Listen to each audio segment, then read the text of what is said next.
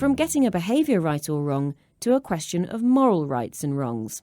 Philosophers have wrangled over morality for centuries. Is it the same from place to place? Does religion dictate our morals? How ought we to live our lives? Neuroscientists have been at the question for a lot less time. But as Joshua Greene contends in his new book, Moral Tribes, neuroscience can add value to vexed questions of what we should do and why. I sat down with Josh to talk morals and brains. Josh, philosophers have spent hundreds of years pondering the question, how ought we to live? Yeah. Can neuroscience help us to answer that? Well, I think neuroscience has a role to play, but I don't think that there's something special about neuroscience compared to the social sciences in general. I think that a lot of our judgments about what's right or what's wrong come from gut feelings, come from intuitions that we don't necessarily understand. And understanding how those intuitions, how those gut feelings work, can tell us whether or not we should trust them or whether we should trust them in some cases or not in others. Science isn't going to answer the question all by itself, but it can provide critical information, I think. This focus that moral psychologists now seem to think is trendy on intuition hasn't always been the case, has it? We used to focus a lot more on reason, surely. So there was a long trend where moral psychology was dominated by developmental psychologists who believed that morality and moral development was primarily about developing increasingly sophisticated reasoning skills. What we've discovered, I think, in the social sciences in general, and social psychology, and also in moral psychology more specifically, is that gut reactions and intuitions play a very important role, in many cases, perhaps usually a dominant role. Nevertheless, we've also seen, especially most recently, that reasoning can, or at least appears to play an important role as well, perhaps most profoundly over historical time. That is, a good argument builds up steam over decades and centuries and can change the way people do things.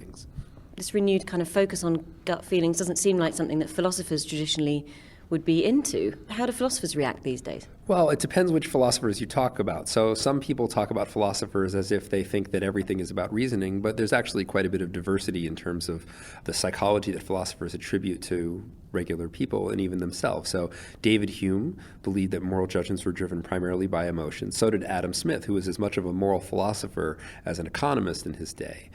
You have other people like Plato who think of morals and good moral thinking as a kind of intuition, but he thinks of it as a kind of abstract intuition, perceiving the true forms of things in the abstract realm as opposed to a kind of gut feeling. There's a diversity of views about how it actually works, and even among people who are considered the rationalists. So Kant is certainly a rationalist in normative terms. He's saying we should, if we really want to make good moral judgments, be thinking about these things in abstract terms. But he doesn't deny that people are largely driven by what they called back then the passions. But their focus wasn't on the psychology per se. Their focus really was on trying to figure out what's right and what's wrong and why. Whereas obviously psychologists today are more just as concerned with the mechanisms. Yeah, so I mean, the traditional role for the scientist is I'm not passing judgment, I'm just describing, and at the most basic level, that's what we're doing. We're trying to figure out what are the facts about how the human mind works. Now, some of us just want to know. Others of us want to know because we think it's important for answering those normative questions about how we ought to be living. And I'm definitely very much in the latter category. So I came to moral psychology and this new field of moral neuroscience as a philosopher, looking for information that can help us understand ourselves better and as a result make better decisions. And is that proving to be worth your time? I mean, is it possible to take information from science and transduce it into an ought? So there's an easy way, which I think is pretty uncontroversial, and then there's a harder way, which is more controversial, but I think possible as well. So the straightforward sense in which in which science can help us figure out what we ought to do is by giving us useful factual information. So you might say we ought to try to eradicate cancer. Well, okay, but how do you do that? Well, you do a whole bunch of research and you find out use this drug, but don't use that drug. And now you can say we ought to use drug A and not use drug B. So that's a non-controversial sense in which we can get useful information about what we ought to do out of science. The more controversial issue is, can science really change our values? That is, can an understanding of our values, understanding of morality, understanding of moral psychology change the way we think about what's right or what's wrong? And there I think the answer is yes, but with an important caveat. I don't think that science can answer the question all by itself. That is, there's not going to be a scientifically correct moral answer, that our subjective values are going to have to come into it at some point. So part of it is understanding the shortcomings of our moral instincts. So to take one example, so why do we have the moral emotions that we have, right? We were designed to survive in relatively small groups, and you can imagine that we have heartstrings, but the strings are pretty short.